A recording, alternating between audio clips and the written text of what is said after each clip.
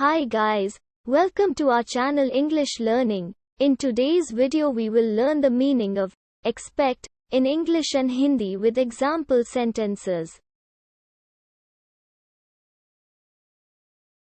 Meaning of expect in English is think or believe that something will come or that something will happen, or feel confident that you will get something from somebody. Expect meaning in Hindi is अपेक्षा करना, उम्मीद करना या आशा करना. Example sentences. Nobody was expecting that. इसकी किसी को उम्मीद नहीं थी. I expect that he will help us. मुझे आशा है कि वो हमारी मदद करेंगे. I don't expect anything in reward.